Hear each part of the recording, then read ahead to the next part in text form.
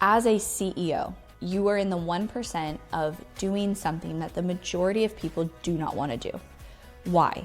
Because at the end of the day, who does it all fall back on?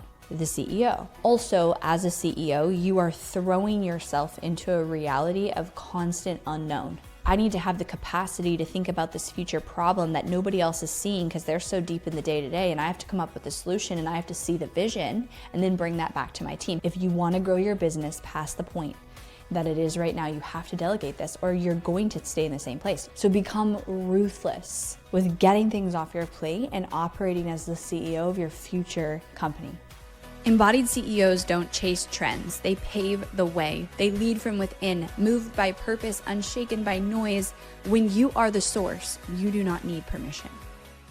Hello, everybody. Welcome back to the podcast. I hope you guys are having a great week.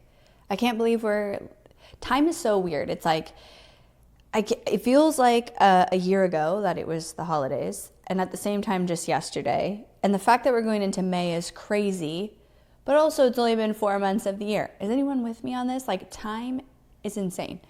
But we're starting to head into the summer, which is always fun. I do lots of adventures in the summer with my kids because I try to get out of the Texas heat as much as possible. If you are a longtime follower, you know about this. So today's podcast episode, I feel inspired to talk about something that's kind of been like on my mind, on my topic list for a while.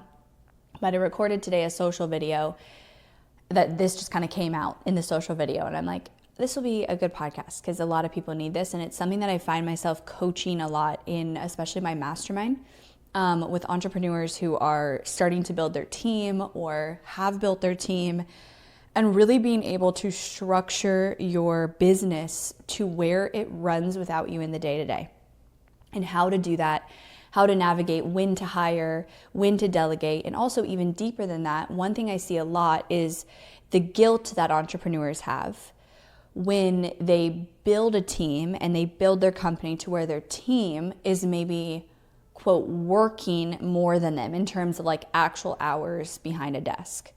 And then they feel like, well, who am I to have this? And I had this experience with a couple of mastermind members, especially the last round.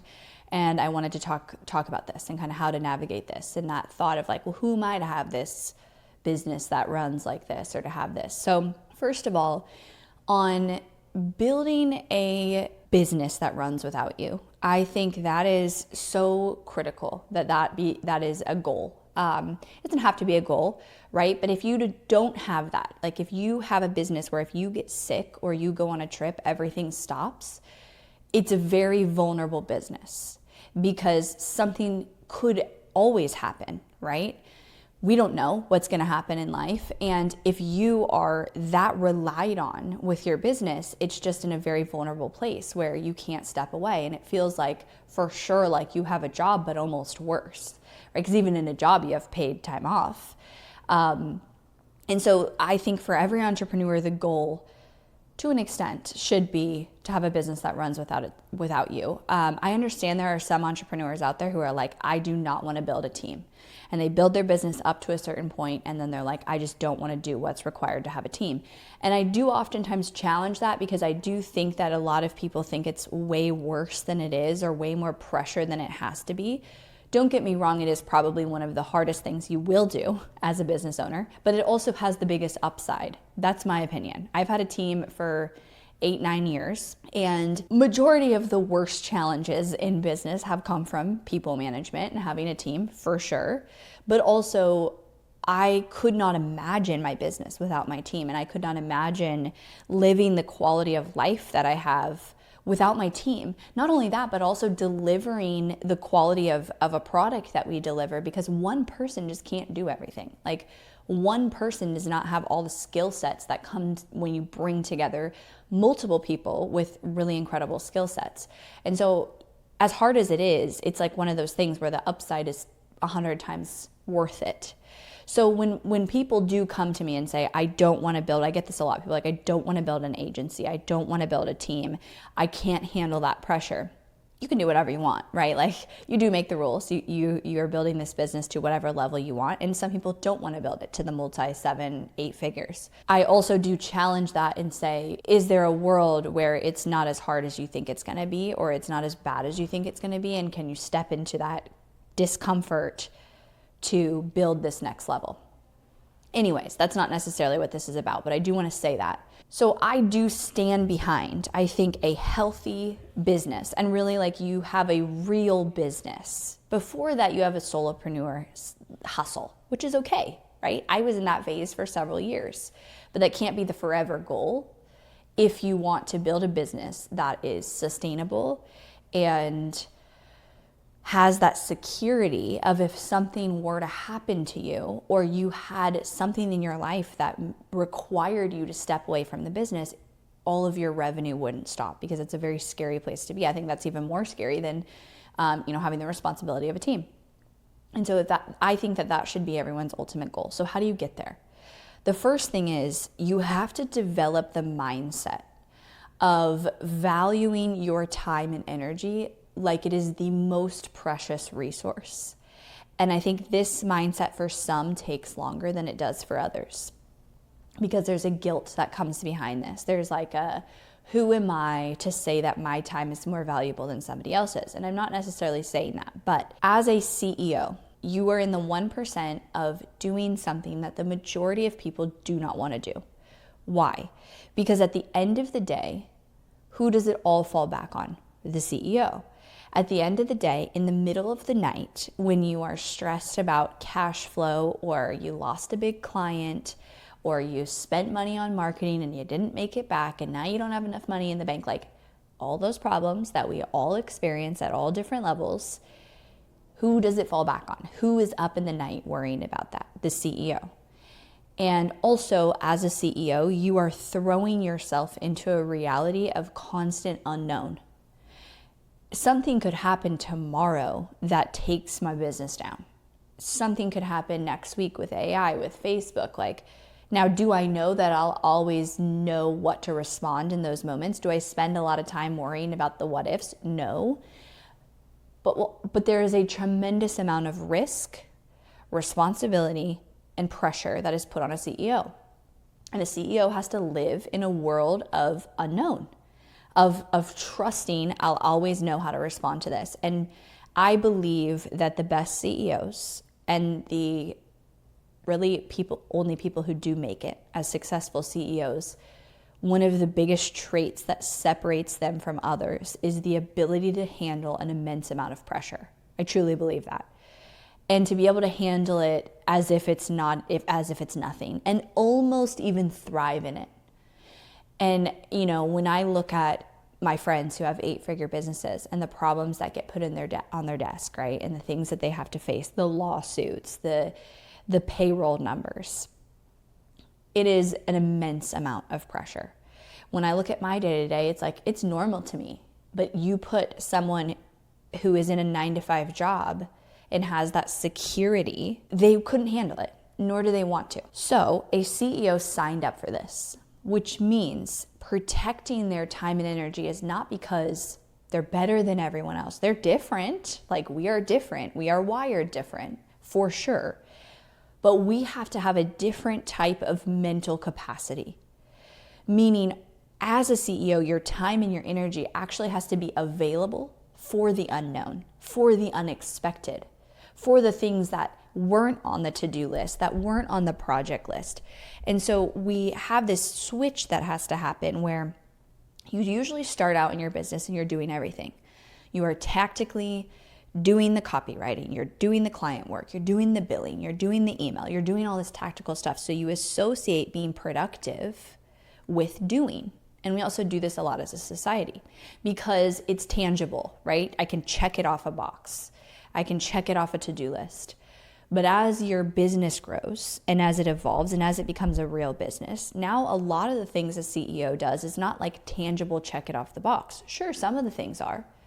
But there's also the moments of like, I need to have the capacity to think about this future problem that nobody else is seeing because they're so deep in the day-to-day, and I have to come up with the solution and I have to see the vision and then bring that back to my team. How do you put that on a checklist?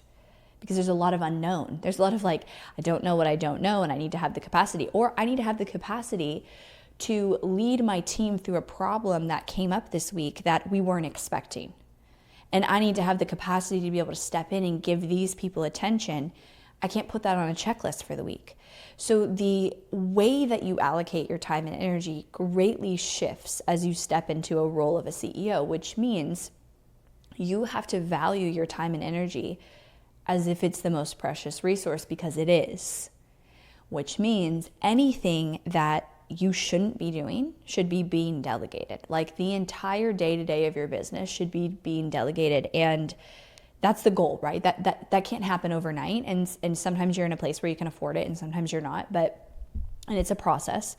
But I remember, if I go back to when I first started building a team, this was like 8 years ago, and this is when I hired my first real mentor, because I was like, I got my business to this point by hustle, by grind, working late, working when my baby was napping, doing everything myself, figuring it out, like was chaos. And it worked. It got me actually almost to 6 figures because I'm such a grinder.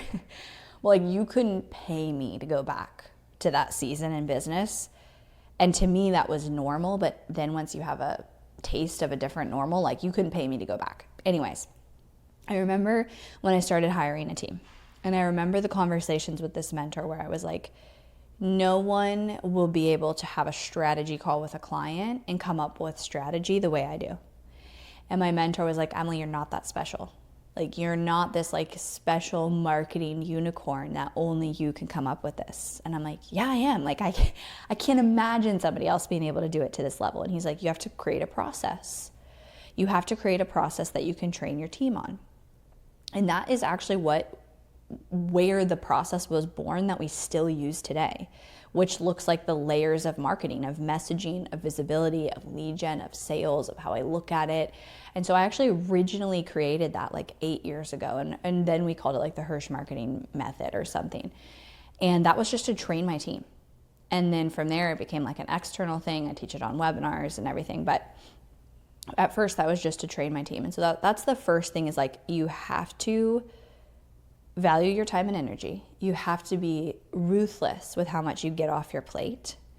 And the value shifts from you doing everything to a team running a process, running a method that they are trained on.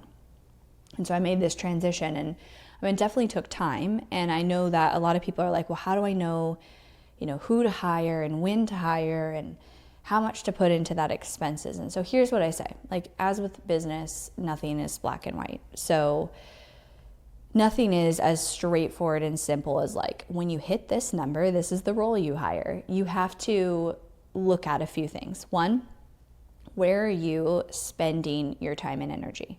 And doing something like a time study is one of the most effective tools. My mentor, who I'll name, Alex Sharfin, this was years ago. He doesn't even teach business strategy, but he taught me this. And it was like, every 15 minutes, write down what you're doing. And then you do that for 2 weeks, and you take that and you say, okay, how could I create a job from this? And I think you can do it over and over. Like, you might have some team, you might not. Like, how do you offload as much as possible? And you look at either what is taking a huge amount of your time that somebody else could do, or what are you also doing that you're not very good at, that an expert could come in and do in like a quarter of the time and probably do a better job. And I think that does come up with a lot of marketing stuff. Like, if you are writing all your copy and doing all your tech, I guarantee you someone could do it way faster. And this is the mindset block that entrepreneurs have, is they think they're saving money, but they're wasting so much time that it's actually costing them money. And this like very limiting belief of like, I don't have enough money to pay for someone to help me. But if I did pay for someone, I'd get this much better results and I'd get this much time back. And so then what could you do with that time? So you look at, how could someone come in and take a lot of what I'm doing? What am I spending my time on? Or how could someone come in and take what I'm doing that I'm not very good at? And then you play out, okay, if I invested in this role, is it an assistant? Is it marketing? I think marketing is one of the first things that people should outsource. I know I'm biased, but I think there's so many people that try to do all of their marketing and their business does not grow for months and months and months because they're trying to do it all and they suck at it. And I think like client delivery for a lot of people is actually easier. So I delegated marketing first. Now I am a marketer, but I delegated like a copywriter, I think was the first hire that I made, because I was writing all this copy and there was no AI also back then to even help me. And it was taking me forever. I was writing my copy, I was writing client copy, so I did a copywriter first. Then I brought an ads manager on, because I brought someone on to handle like all this tech and the pixels, and it was taking me so long. And so for my business, it's going to be different than yours. But I think finding those things and then saying, okay, if I spend this much on hiring someone and I get back this much time, and then I put that time into this business growth activity or this next thing, how much more money could I make? And also, if they did it and they did it triple the amount of time, like speed that I could do it, how much more money could I make? You have to look at what it is costing you to be in the day-to-day of your business way too much. And then you have to be relentless with it. And most of the time, hiring help happens way before you think you're ready for it. And I see this so much. I see entrepreneurs say, once I hit this revenue level, then I'll hire help. Once I have this many clients, then I'll hire help. Once I get this many sales, I'll hire help. And it's like, but if you hired the help, could you get there like 10 times faster? Probably. And so it's a very limiting belief, because there's a lot of fear. If I spend the money, what if I don't make it back? And obviously there has to be good decisions, and you're gonna make some bad decisions. You're gonna invest in something, you're going to lose money. That will happen in business over and over again, that you will either spend money on something like marketing, or you'll spend money on hiring a VA or hiring somebody to do something and they don't do a good job, or it doesn't save you time or it doesn't save you money. Those are not failures. That is data. And that is a natural part of the process. But by staying stuck in a place where you never make those decisions, you are staying in the same place of your business. So that's like the first piece of this, is really challenging you to look at how you're spending your time right now and look at how you could get out of the day-to-day of your business and be relentless with it. I had one of the girls in my mastermind the last round. She had such a block to this. Like, she wanted to do everything. And I just each week was like pushing her, like, you have to delegate this. If you want to grow your business past the point that it is right now, you have to delegate this, or you're going to stay in the same place. You have no more time. You are maxed out. You have hit a ceiling. And so at that ceiling, now it's grow the team or stay right here. Do you want to stay right here? Like, that's a choice you could make. No, of course I don't want to stay right here. Okay, so we have to grow the team, and we have to be relentless with delegating and retrain yourself at how you look at your role. I had this conversation with Mallory, who I think she talked about it at one point in some content, where she went to my Alaska retreat. This was almost 2 years ago, and we were on a hike, and I said, you are still operating like a bootstrapping CEO when you have a almost 7-figure business, and you're still taking things on and doing things for your team and solving the problems and operating as if you are bootstrapping this business when you've built almost, at that time she was almost at $1 million business. And she was like, oh my gosh, you're so right. And so this is also where, like, as a CEO, the version of you that got you to the first few sales, that got you to the first 6 figures, that got you to the 7 figures, for me, the version of me at 8 figures is completely different. The way I operate, my beliefs, the way I show up, the way I look at my role, the way I look at my team, and you have to figure out, okay, what would that future CEO do?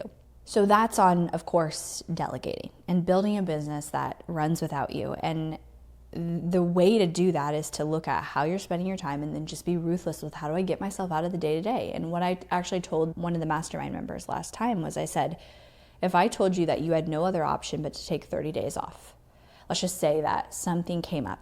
You have to take 30 days off in 2 weeks, and you have no choice. Okay, if you had that pressure put on you and you had that deadline, what would you do? What help would you hire? What would you delegate? What would you get off your plate? You have to take 30 days off, and your business still has to run without you.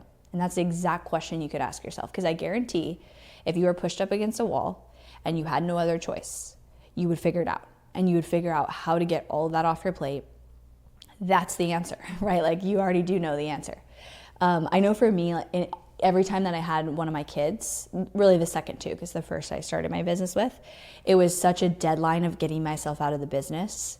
And it was beautiful, because it pushed me to get the help to do everything I could. It was like wild productive at like nesting in my business of like getting me out of the day-to-day. Now I feel like I have such a structure that I really am rarely back in the day-to-day, very rarely. I do have a lot of things I do, but that's the other piece to this I want to talk about.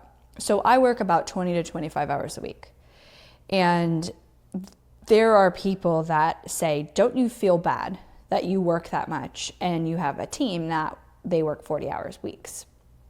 And also one of the girls in my mastermind, as she was hiring help, she was like, I feel like, who am I to delegate all this and then not have something to do? And I get that. I get it. Because that's because you're associating productivity with the hours that you work. Here's the thing. I'm always on. Partly by choice. Do I have to be? No. Like, can I fully unplug? Yes. But when I'm at the gym, I stop work around 2:30. I go to the gym. I still am answering messages. Like, I still am there for the things that my team needs. I still am on. I'm still thinking about problems. I'm still processing the day. When I'm driving to the studio, what do you think I'm thinking about? I'm thinking about the content I have to create. I'm thinking about this problem. I'm thinking about where our sales numbers are at. Are we on track to our goal? Like, if you're a CEO, your value is not in the number of hours you sit behind your computer and actually work. Your value is in your mental capacity and clarity in how can you lead your team, how can you guide the business, and how can you have the capacity to handle the things that nobody else can handle. And until you see that as your role, you're going to constantly feel bad. Not to mention, you are paying your team a full-time salary and giving them a job. And that's what I told this mastermind member who said, I feel bad. I said, you shouldn't feel bad. You're giving these people an opportunity. You're giving them a job. And they wouldn't otherwise have this opportunity, in her case, to work from home, to make money, to help support their family. Like, you are providing an opportunity by having your company. And guess what? Your company relies on you as the CEO to have mental capacity to handle the things that only you can handle. Also, didn't we build this for the freedom, right? For me, this is how I look at it. I exchange the time and money freedom that I have for the pressure and weight that is sometimes on my shoulders that comes with running a company and comes with being the last stop and being the one that's like, no one's coming to save you as a CEO, right? You can save the employees, you can save the company, but no one is coming to save the CEO. It stops at the CEO, right? And that is something that not everybody wants to sign up for, but I signed up for it knowing that that is the exchange. I get the time freedom. I get to make my own schedule. I get to go be with my kids on their birthdays. I get to go travel for a month and work throughout that time. I get to make those decisions in exchange for the fact that when we have a 3 payroll month and there's no cash left over, I don't get paid, right? That is what we signed up for. And I don't say that like, oh, poor me at all. No, that's the exchange. That's the trade-off.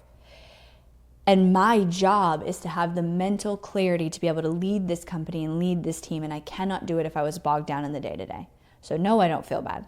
Now, when my team's overwhelmed, I'm the first to be like, let me help. I want to jump in there. Let's solve this problem. I'm here. Like, this even happened in the last month where I was like tasking out things in Asana to help our team because we had such a huge influx of growth and we were hiring. Also, the job of a CEO and a leader, right, is to come step in when needed and support a team. It's not, I'm so much better than you and I'm not going to work at all. This is not a 9-to-5 for me. I didn't create this business to have a job. And some people want to have a job, and that's great. We need those people. But as an entrepreneur, you have that joke of like, I quit my 9-to-5 to work like 80-hour weeks.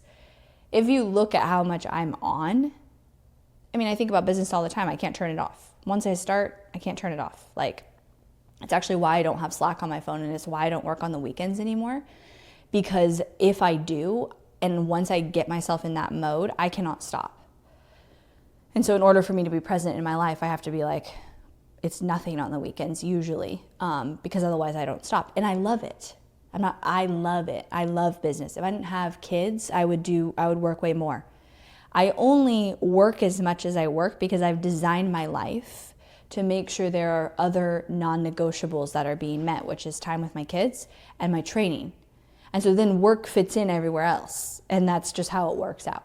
So all this to say, like, not very many people understand how to build a business that runs without you, that the day-to-day runs without you. But I believe that you don't have a real business until you've done that. Because if you haven't done that, then the second something were to happen, your business is going to crumble. So if you're still very much in the day-to-day, it's okay. There's a season for that, but that can't be the forever plan. And you have to start looking at, what do I need to do to get myself out of the day-to-day? And the most successful entrepreneurs I know, I truly mean this, they delegate so fast and they invest in that growth faster than everyone else. I really believe that speed is one of the biggest contributing secret weapons to business growth. And because if you are operating with speed, then what are you not operating with? Fear. When you slow down and you don't get help and you don't take action and you don't move to that next level as fast as possible without sacrificing depth, without sacrificing true connection to yourself, right? We're not being reckless, but we have urgency, we have speed. When you don't do that, typically it's because why? Because you're scared, because you're overthinking, because you're saying, well, what if I spend this money and it doesn't work? What if I do this and it makes it so I lose this money? What if? Okay, what if? Who cares? Then you're going to make it better. You're going to make the next decision. And also having that mindset, which this took me time.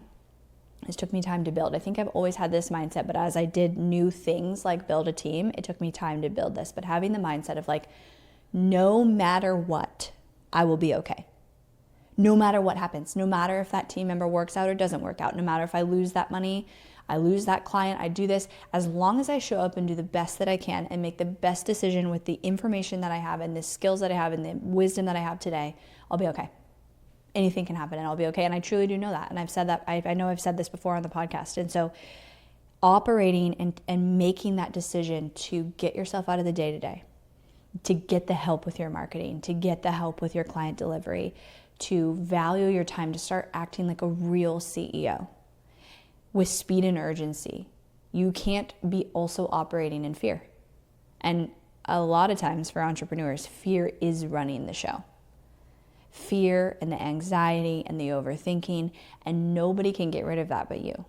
First, you got to see it, and you've got to say, okay, I see that I'm doing this to myself. I'm telling myself these stories that are not true. And then you choose to not show up that way. And that is like literally the secret, right? Because then you become the CEO of the future company who has the team, who values their time, and who's building that business. So some things for you guys to think about today. Of course, you probably already know this, but if you're like, yeah, let me outsource my marketing. I mean, this is literally why we do what we do. It's why I built our offers, our 2 new offers that we built in the last 90 days that are implementation support, because I want CEOs who aren't ready for the full done for you to be able to offload the copy, the funnel building, the tech, like all of these things that bog them down and make it so they take 3, 4, 5, 6 months to launch a funnel. You can't do that. You got to move faster.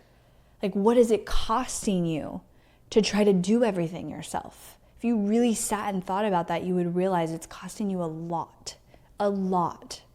So become ruthless with getting things off your plate and operating as the CEO of your future company. All right, everybody. Thank you so much for tuning in, and I will talk to you next time.